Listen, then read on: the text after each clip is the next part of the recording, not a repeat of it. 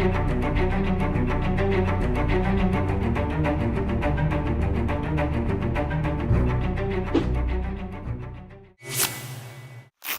is up, Flick fans, and welcome back to my countdown series. Now, if you have watched my ranking videos in the past, I have done those via voiceover and not showed my face, but I thought since I was talking about the Transformers today, just like Michael Bay with those movies, I didn't want to have to put too much effort into it. So, you get this. Not a lot of pictures. So far, I have ranked all of the Star Wars movies, all of the Marvel movies up until this point, up until Spider-Man, and now we are doing Transformers 1 through 5.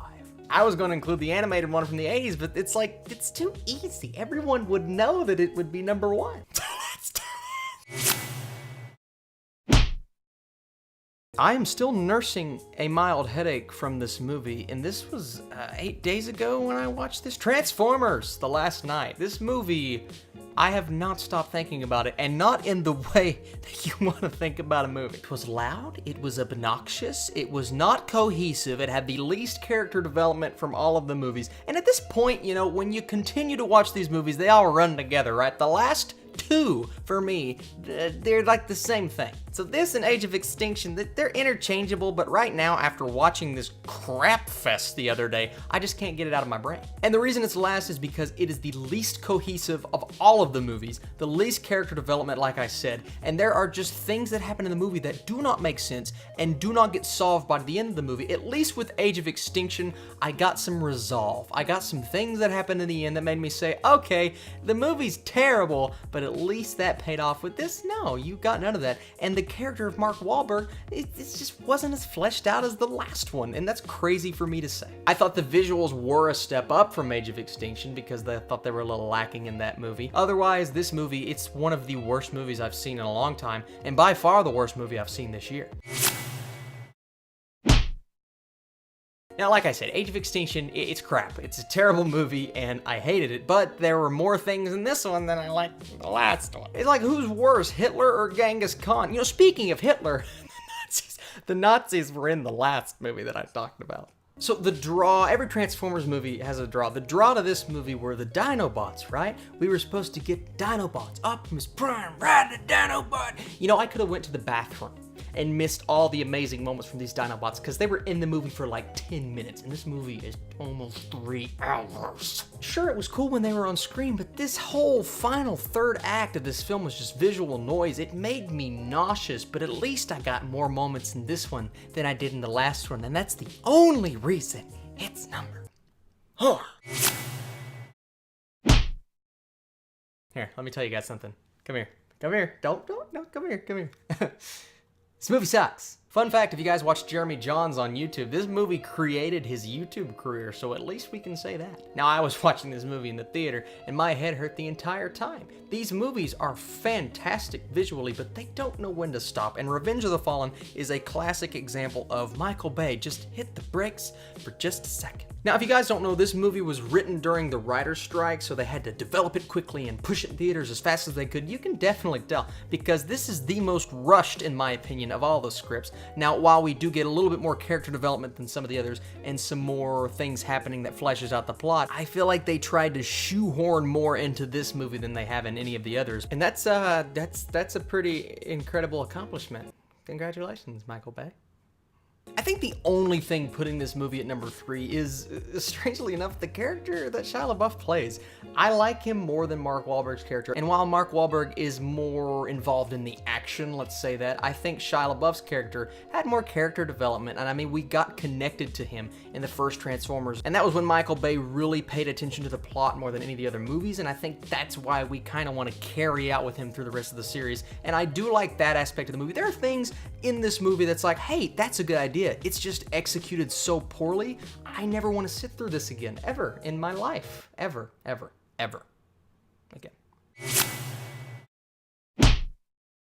Transformers Dark of the Moon comes in at number 2 for me. You know what? This is a guilty pleasure movie for me because I feel like Michael Bay sat down, watched Revenge of the Fallen, and said, well, this movie sucks. Let's try to make up for it. And I believe he even said that in an interview, that I wanted to make this the true sequel to Transformers. And you know what? I think this is the most effort that Michael Bay ever put forth in a Transformers film, because it really shows in some of the plot and some of the dialogue. There was stuff there. There was something there. It didn't quite get there most of the time in this movie, but you know what? At least they tried. There's some cheesy moments, sure. There's some character dialogue, sure. There's some stuff in there that's a little bit racist when it comes to the robots, but you come to expect that with a Michael Bay Transformers movie. It's like this movie had so much potential, and every time something really good happens, a character says something, it's like, you just had to ruin it, didn't you? You were there. You were very close. And I will say, out of all of the third acts in the Transformers sequels, this is the only one where I can actually kind of tell what's going on. The Chicago battle, in my opinion, was really, really well executed from Michael Bay.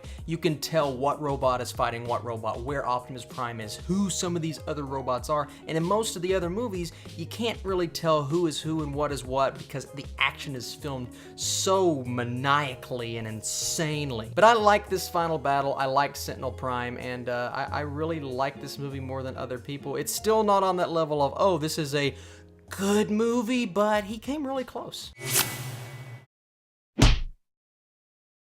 Transformers. The first one. It's good. This is a good movie. This is Michael Bay attempting to make a great summer blockbuster. And listen, I like Michael Bay. I know I've been ragging on him the whole time because he's made 3 god-awful Transformers movies, but I like the guy. I like him in interviews, and I like a lot of his other movies that don't have the name Transformers in the title, and that's saying something. And I believe this is him borrowing some of the elements that really worked from his prior films. You've got good characters, you've got a pretty solid plot. Now, like in Transformers Dark of the Moon, you have those things in there that are trying to drag it down, but I believe there are less of those that are dragging this movie down than the other films. Also, let me get something straight here. Ready? The movie is called Transformers. In the first movie, we see them transform. We get this big, epic 30-second shot of Optimus Prime turning from the truck into Optimus Prime and the robots doing it around him. That shot was incredible, and the feeling that you get. Why don't we get this in any of the other movies? I believe in The Last Knight, we see a Transformer transform maybe one time, and everything else happens off screen. It's like the epicness of this series was just sucked out of these movies after the first one. And I like you as a director, Michael Bay.